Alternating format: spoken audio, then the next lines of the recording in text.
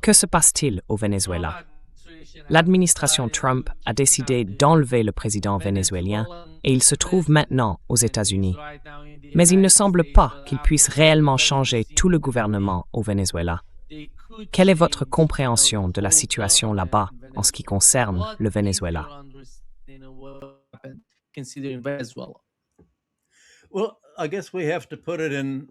Eh bien, je suppose que nous devons envisager la question dans la perspective la plus large possible. Trump ne cesse de citer la doctrine Monroe en disant que c'est notre sphère d'influence.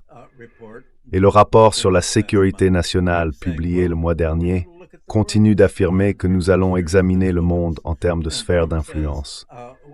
Et Trump dit que le Venezuela fait partie de l'Amérique latine. C'est notre sphère d'influence. Nous la possédons. Ce qu'il n'a pas dit, c'est que notre sphère d'influence est en réalité le monde entier. Notre sphère d'influence s'étend aussi à la mer de Chine méridionale, où nous bloquons les relations de la Chine avec Taïwan et interférons avec ses relations avec le Japon et les Philippines.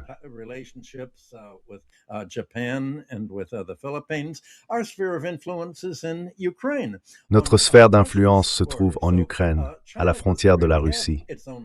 Donc la Chine n'a pas vraiment sa propre sphère d'influence, ni la Russie, ni aucun autre pays. Lorsqu'il dit que l'Amérique latine est notre sphère d'influence, il affirme qu'aucun autre pays n'a de sphère d'influence ailleurs qui pourrait menacer la politique des États-Unis. Ainsi, la question essentielle est de savoir quelle politique il applique au Venezuela. Et évidemment, dans le cas du Venezuela, tout tourne autour du pétrole, car c'est tout ce que le pays possède vraiment aujourd'hui. J'aimerais insister sur ce point et encadrer la majeure partie de cette discussion, et j'en ai parlé avec Richard. Quels en sont les éléments clés?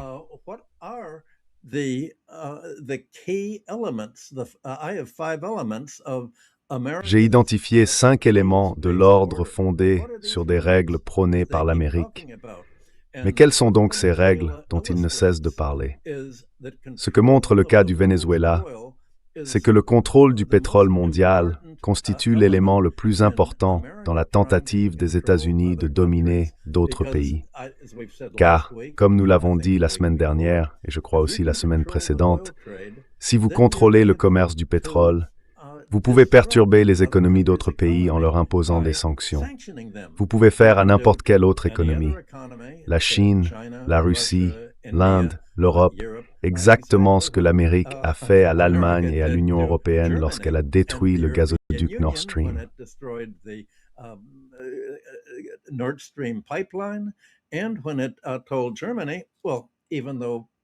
Et lorsque les États-Unis ont dit à l'Allemagne, eh bien, même si une partie de Nord Stream 2 fonctionne encore, ne commercez pas avec la Russie et nous imposons des sanctions sur le commerce.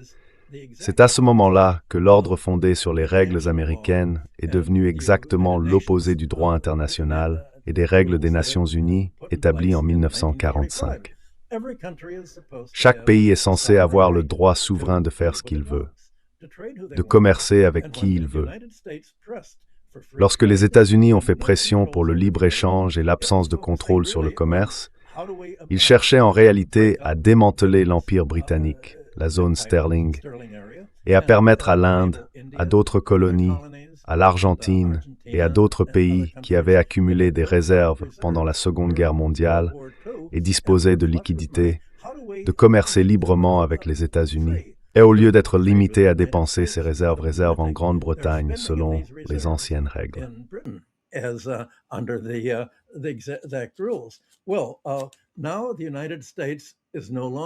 Eh bien, désormais, les États-Unis n'enregistrent plus d'excédent commercial dans les produits industriels. Ils n'ont plus la puissance industrielle, ni la force économique écrasante qu'ils possédaient en 1945. Bien au contraire. Ils sont devenus dépendants d'autres pays, la Chine, mais aussi d'autres, pour leurs produits manufacturés. Et ils sont devenus un débiteur international, ce qui a rendu les autres pays méfiants à l'idée de continuer à recycler tous leurs excédents de balance des paiements dans le dollar. Ainsi, les États-Unis cherchent essentiellement à dire « Nous avons un privilège unique. Nous pouvons contrôler ce que les autres pays font de leur pétrole. » à qui ils peuvent exporter, de qui ils peuvent importer. Nous pouvons dire, vous ne pouvez pas exporter vers tel ou tel pays. Vous ne pouvez pas exporter vers la Chine ou vers des pays qui ne suivent pas les politiques américaines. Et vous ne pouvez acheter qu'à des producteurs de pétrole appartenant à l'orbite américaine. Vous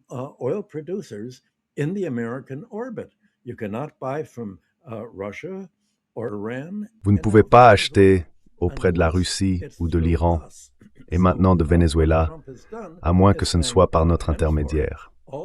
Ce que Trump a fait, c'est déclarer qu'à partir de maintenant, toutes les exportations de pétrole vénézuélien, même si elles sont finalement destinées à la Chine, seront envoyées aux États-Unis, en Floride.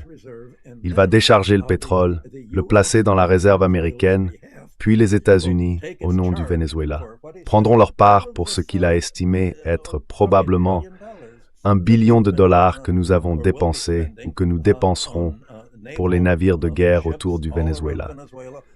Tout cela représente notre coût pour aider le Venezuela à exporter du pétrole selon les conditions américaines.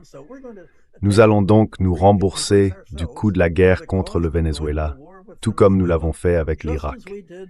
Et lors de son premier mandat, le président Trump a dit, « Eh bien, vous savez, nous allons prendre le pétrole irakien jusqu'à ce que nous soyons entièrement remboursés du coût de l'invasion de l'Irak pour le sauver de Saddam Hussein. »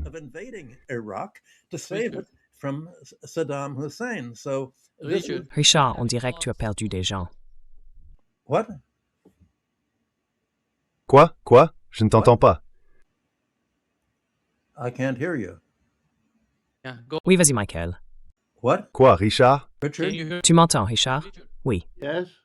Oui? Ouais. Que s'est-il passé, Nimal Khorshid? Je ne sais pas. Pendant un instant, tu as simplement disparu, une seconde. Ah, d'accord. Je pense que le problème vient de ton côté. Bon, passons donc au point suivant. Vas-y. Je ne sais plus où je me suis arrêté. Le deuxième élément de ce contrôle américain sur le commerce du pétrole, tel qu'il s'applique au Venezuela, est que le commerce du pétrole doit être libellé en dollars et que le pétrole doit être payé en dollars américains. Tout cela découle du principe que les États-Unis ont imposé aux pays de l'OPEP en 1964.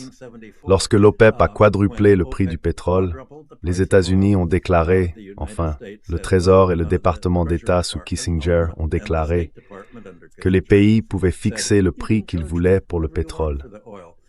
L'Amérique n'a pas besoin de posséder les ressources pétrolières d'autres pays pour contrôler le commerce du pétrole. Il lui suffit de contrôler la commercialisation, les accords et la gestion des excès comme embarrader les exporteurs de pétrole.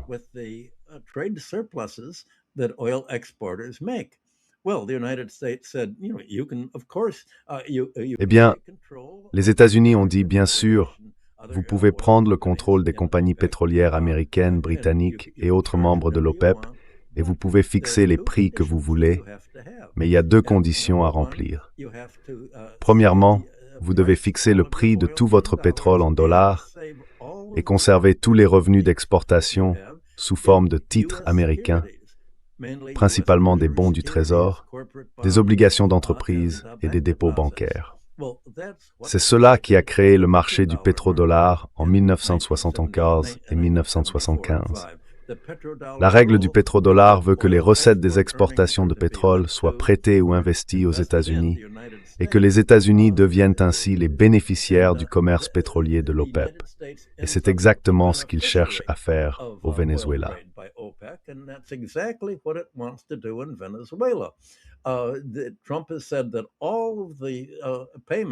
Trump a déclaré que tous les paiements pour le pétrole vénézuélien effectués par les États-Unis, qui contrôlent le pétrole du Venezuela, seront bien sûr libellés en dollars et qu'ils seront tous conservés sur un compte américain. Ainsi, si le Venezuela fait quelque chose que les États-Unis n'approuvent pas, ils pourront saisir ces dollars. Tout comme ils ont dit à la Banque d'Angleterre, vous pouvez saisir l'or du Venezuela et le confisquer. Cela signifie que les revenus pétroliers du Venezuela, détenus pour son compte dans des banques américaines, vont servir à maintenir le pays en otage. Voilà donc 3 points jusqu'à présent. Le quatrième point est le suivant.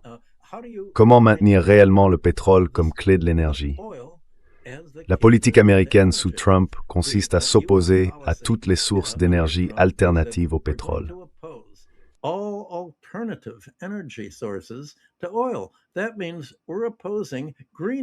Cela signifie que nous nous opposons à l'énergie verte. Tout cela va être découragé. Nous n'allons pas rejoindre le Club de Paris de la protection de l'environnement. Nous allons nier le réchauffement climatique.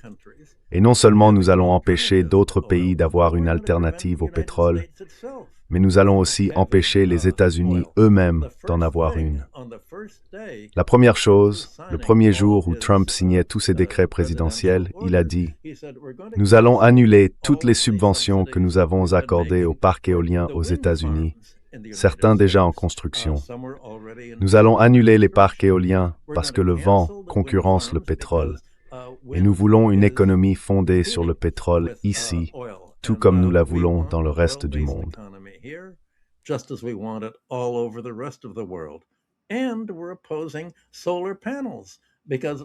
Et nous nous opposons aux panneaux solaires parce que, eh bien, à quel point est-ce embarrassant. La Chine est le principal producteur de panneaux solaires dans le monde. Et si vous laissez d'autres pays essayer de décarboner leur consommation d'énergie, ils le feront en achetant des panneaux solaires chinois. Non seulement cela aidera la balance des paiements et le commerce de la Chine au lieu de ceux des États-Unis, mais cela réduira aussi le rôle du pétrole dans l'économie mondiale. Et si vous réduisez le rôle du pétrole dans l'économie mondiale, vous retirez à la politique étrangère américaine l'un de ses principaux leviers de contrôle sur les autres pays. Parce que quand Trump dit, Trump est en réalité le président le plus insécurisé que nous ayons jamais eu.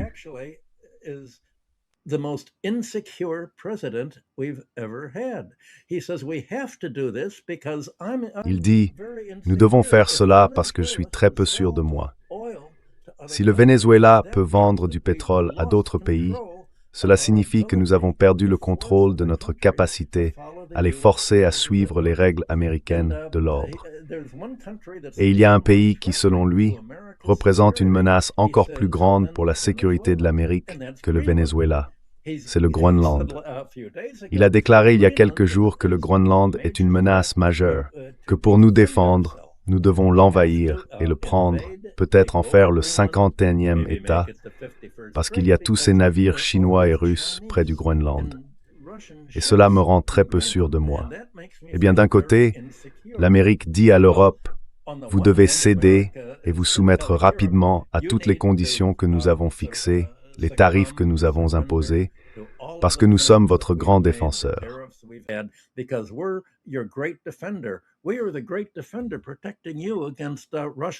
Nous sommes le grand défenseur, vous protégeant contre la capacité de la Russie à envahir et à reconstruire l'Union soviétique en traversant la Pologne et l'Allemagne pour entrer en Europe.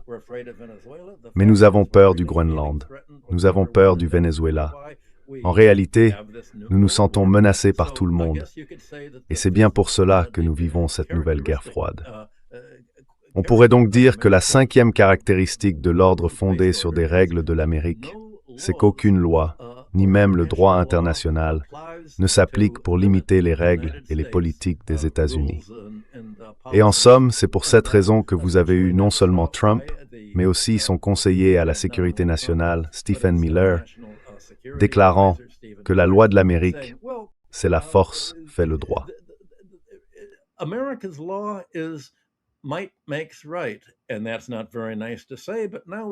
Et ce n'est pas très gentil à dire, mais maintenant nous pouvons le dire ouvertement, sans aucune hypocrisie, en disant que bien, les Nations Unies ont effectivement ces règles et que leur Assemblée générale est censée avoir l'autorité de nous dire d'arrêter de faire des choses qu'elle n'apprécie pas.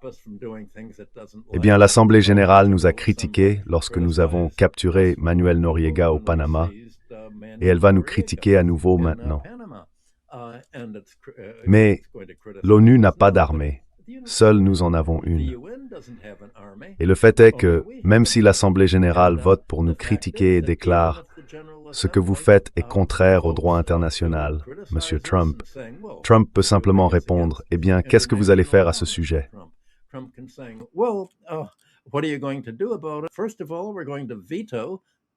Tout d'abord, nous allons opposer notre veto au Conseil de sécurité à toute action que vous pourriez entreprendre, même si vous aviez une armée. En réalité, il n'y a rien que vous puissiez faire à ce sujet. Je pourrais vous citer Stephen Miller et Trump, mais leurs propos figurent déjà partout dans le Wall Street Journal, le Financial Times et d'autres journaux, affirmant que le principe même sur lequel le droit international est censé reposer est la souveraineté nationale. Chaque nation doit contrôler ses propres politiques, sans être subordonnée à la déclaration américaine disant « Voici avec qui vous pouvez ou ne pouvez pas commercer », que ce soit pour le pétrole ou d'autres biens.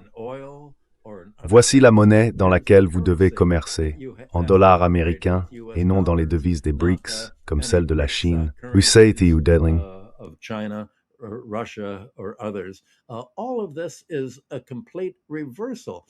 Tout cela constitue un renversement complet de tout ce qui était présenté comme des valeurs démocratiques occidentales. Tout cela est terminé. C'est pourquoi ce qui se passe au Venezuela illustre parfaitement la violation par l'Amérique de tous les principes censés représenter le droit international, la démocratie et en réalité, le progrès de la civilisation. Et c'est pour cette raison que ce que fait Trump est une attaque contre les principes mêmes censés être ceux de la civilisation en général. Ce ne sont plus ceux de la civilisation occidentale. C'est ce qui est si ironique. Les défenseurs du droit international face à cela sont la Chine, la Russie et les pays que l'Amérique dénonce comme des adversaires.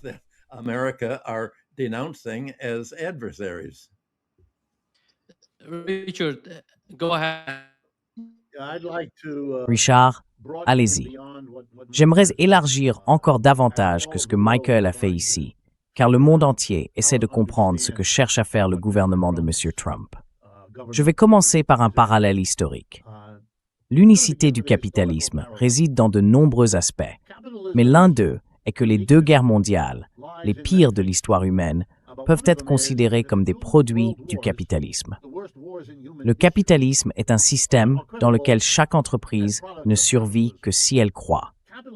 Il n'existe aucune logique ni justification pour la collectivité dans le fait que chaque producteur soit poussé à s'étendre, puisque c'est la condition de sa survie. C'est un arrangement irrationnel. Un arrangement rationnel consisterait à décider qui doit croître, qui doit se réduire, pourquoi nous le ferions, et à ajuster les schémas de développement aux besoins que les gens comprennent et expriment.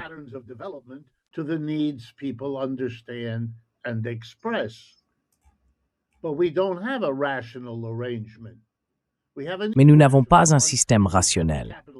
Nous en avons un irrationnel, dans lequel chaque capitaliste qui prend des décisions concernant la réinjection de ses profits dans son entreprise est poussé à croître. On est récompensé si on le fait et puni si on ne le fait pas. Par le marché boursier, par les banques dont on dépend et par les travailleurs que l'on espère attirer dans son usine, quelle qu'elle soit. Cette folie expansionniste signifie qu'il n'est qu'une question de temps avant que l'expansion du pays A et de ses capitalistes n'entre en conflit avec celle du pays B et de ses capitalistes. Et cette expansion et ces frictions finissent par exploser, comme ce fut le cas lors de la Première Guerre mondiale, puis de la Seconde. Et je pense que les États-Unis sont aujourd'hui engagés dans une course vers la mort, se dirigeant vers une troisième guerre mondiale. Pour la même raison fondamentale, leurs industries doivent croître.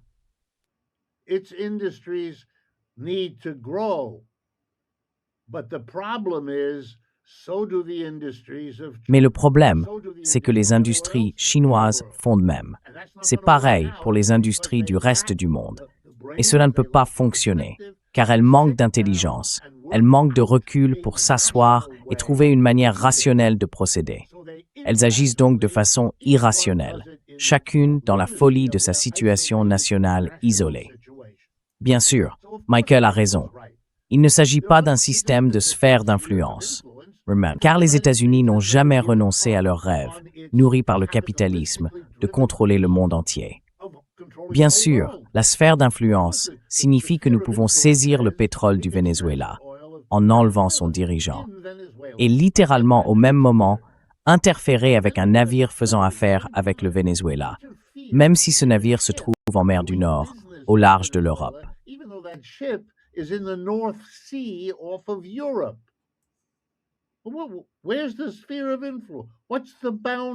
Où se trouve la sphère d'influence? Quelle en est la limite?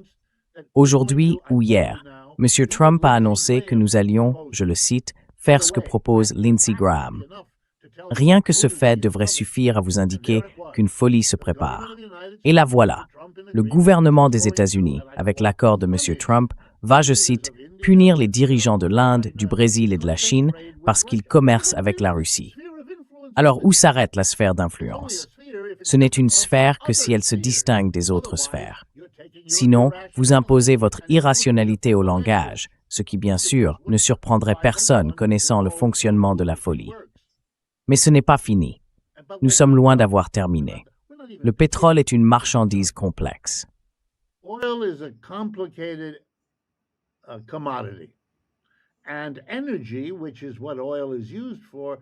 Et l'énergie, qui est l'usage principal du pétrole, est encore plus complexe. Il existe des moyens alternatifs, autres que le pétrole, pour produire de l'énergie, et le monde entier les expérimente. Michael a raison. Les États-Unis ont choisi de ne pas participer à ce que le reste du monde considère comme un moment de rationalité. Ne détruisez pas la planète. Ce n'est pas nécessaire. Vous pouvez utiliser le vent, l'océan, le soleil et d'autres forces naturelles. Le monde entier s'y emploie. Les États-Unis ont décidé de ne pas le faire. Les États-Unis freinent. Gardez cela à l'esprit lorsque je vous rappelle une citation très célèbre de Karl Marx. Le capitalisme mourra lorsqu'il cessera d'être l'agent du développement des moyens et des forces de production, et qu'il deviendra au contraire un frein au développement économique.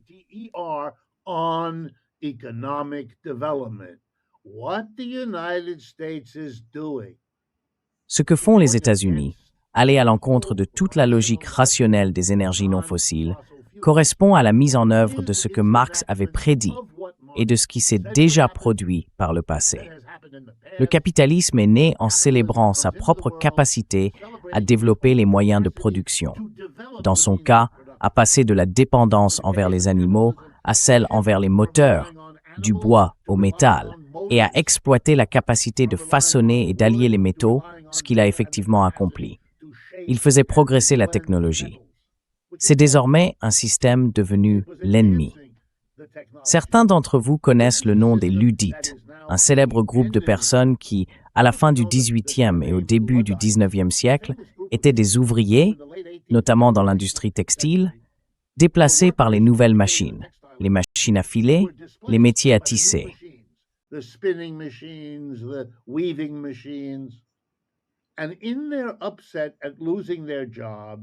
Et dans leur colère d'avoir perdu leur emploi, ces gens sont entrés la nuit dans les usines et ont détruit les machines. Ils les ont littéralement brisées. On s'est moqué d'eux. Regardez comme vous êtes ridicules, à essayer de retenir la technologie. Elle finira par l'emporter. Oui, mais les États-Unis essayent maintenant de freiner la voiture électrique, le substitut électrique à la combustion du carburant. Ils tentent d'empêcher le développement des moyens de production, de les restreindre étroitement à ce qui est rentable pour les quelques industries américaines qui subsistent encore. Eh bien, c'est une condamnation qui va bien au-delà de cette industrie, de telle autre, du Venezuela ou de tout autre pays. C'est le capitalisme qui arrive à sa fin.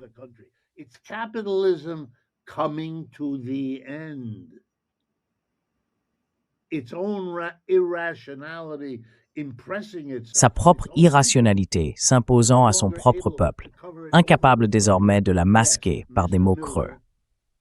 Oui, M. Miller et les autres esprits ternes là-haut peuvent dire « tout est une question de force ». Vous savez, après la Première Guerre mondiale, le monde entier a compris que c'était la pire guerre que nous ayons connue. On a alors tenté, avec la Société des Nations, de rassembler les pays pour qu'ils cessent de se faire entre eux ce que M. Trump vient de faire au Venezuela. Les Allemands ont refusé d'y adhérer car ils avaient été laissés pour compte dans tout le processus. Et les Japonais ont fait de même. Ils ont donc refusé, et la Société des Nations s'est dissoute. Et ensuite, nous avons eu la Seconde Guerre mondiale, encore plus horrible. World War II, even more horrible. And we made the effort again. This time we called it Et nous avons fait l'effort à nouveau. Cette fois, nous l'avons appelé les Nations Unies plutôt que la Société des Nations. Le but était de se rassembler, que les États-Unis et l'Union soviétique se parlent, essayent de trouver des solutions. Pourquoi? Pour qu'ils ne se fassent pas l'un à l'autre ce que M. Trump a fait aujourd'hui. Et s'il le faisait, pour le dissimuler en quelque sorte, comprendre qu'il devait trouver une excuse, quelque chose. Et ces excuses étaient parfois fragiles, sans aucun doute. Mais ils ont tenu bon grâce à la sagesse de ces efforts, compte tenu de ce que signifiait la guerre à l'époque, ce qui est encore moins que ce qu'elle signifierait aujourd'hui. Alors dire, non seulement nous allons le faire, et le faire souvent, mais en plus, nous nous en moquons. But we're not going to, we don't care. We want to dismantle even the... Nous voulons démanteler même l'effort, les mots, le langage. Rien de tout cela ne subsistera. Nous continuerons jusqu'à ce qu'ils nous arrêtent. Et vous savez, le message adressé au monde est déjà que les États-Unis sont hors de contrôle pour tout citoyen rationnel de cette planète. Cela prendra du temps, sans aucun doute. Et je ne peux pas dire combien, pas mieux que quiconque. Mais à mesure que les pays se rassembleront et se connecteront pour contourner la guerre tarifaire, ils se rassembleront aussi pour éviter l'enlèvement de leurs dirigeants et la tentative de contrôler des ressources clés comme le pétrole. Tout cela dans le but de s'accrocher à un empire moribond. Je dis cela avec une réelle assurance et je ne crois pas aux prédictions sur l'avenir.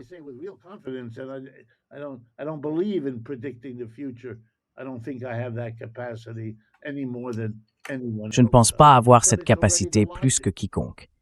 Mais c'est déjà la logique. La semaine dernière, un rapport a été publié, que j'ai lu, rédigé, je ne me souviens plus exactement, je crois, par un économiste de Goldman Sachs et un autre venu d'ailleurs.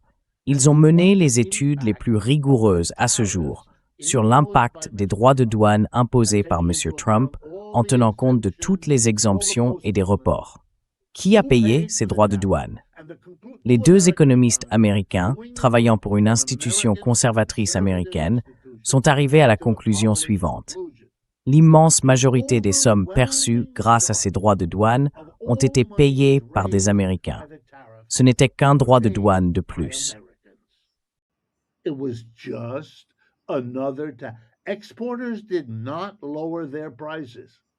Les exportateurs n'ont pas baissé leurs prix pour échapper à l'impact. Ils ne l'ont pas fait. Les exportateurs qui ont été touchés ont trouvé d'autres clients afin de ne pas avoir à baisser leurs prix. Ils se sont passés de l'économie américaine. C'est une réalité très dangereuse. Bien sûr, cela n'a attiré aucune attention.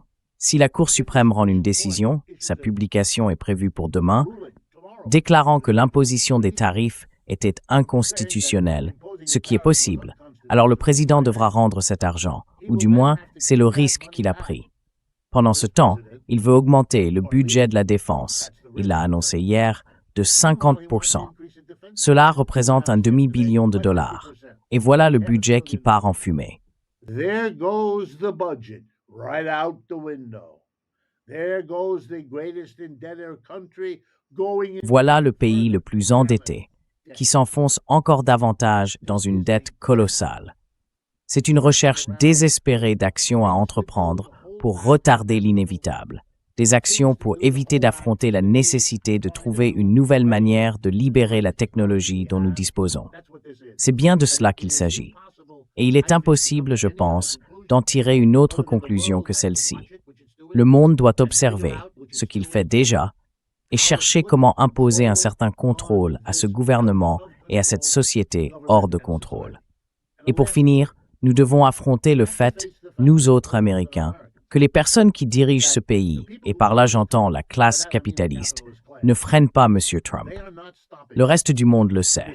C'est un peu comme dans le cas d'Israël. It's a little bit like in the case of Israel, you can denounce Mr. Netanyahu, Vous pouvez dénoncer M. Netanyahou, mais le reste de la société israélienne le soutient encore, sinon sur le plan intérieur, du moins en ce qui concerne ce qui se passe à Gaza et en Cisjordanie. Il faut affronter cela, avec toutes les connotations inquiétantes que cela implique. Et pourtant, même là, je remarque plus que jamais des voix dans le secteur des entreprises aux États-Unis qui commencent à tirer la sonnette d'alarme. L'université Yale possède une école de management et son directeur, un loyaliste d'entreprise extrêmement conservateur, est contrarié qu'il n'y ait pas plus d'opposition. Il conseille aux entreprises qui viennent à Yale pour des séminaires de s'unir afin d'arrêter Trump.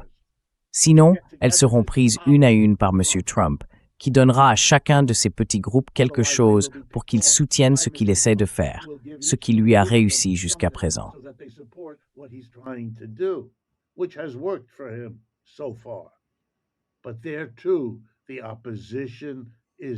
Mais là aussi, l'opposition se renforce.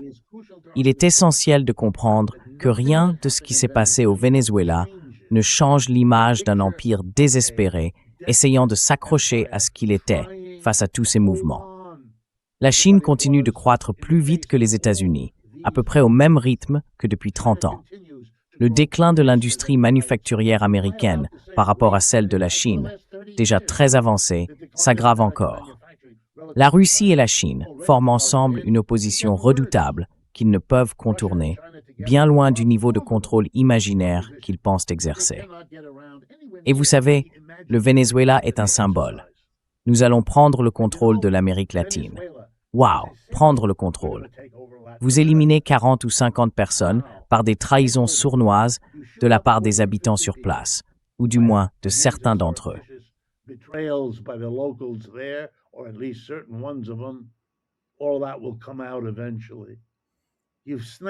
Tout cela finira par se savoir. Vous avez enlevé un homme et sa femme, et qu'avez-vous accompli? Qu'avez-vous exactement accompli? Maintenant, le peuple du Venezuela devra affronter les divisions au sein de sa société et se battre pour savoir qui sortira avec quelle situation. C'est une note de bas de page à la fin d'un empire. Mais si nous ne nous mobilisons pas, à l'intérieur comme à l'extérieur, et permettez-moi de vous rappeler que l'administration Trump a également désigné cette année comme celle de l'élimination des critiques internes dans ce pays. Si nous ne faisons rien, alors la marche vers une troisième guerre mondiale, née de la compétition irrationnelle du système capitaliste, se rejouera encore une fois.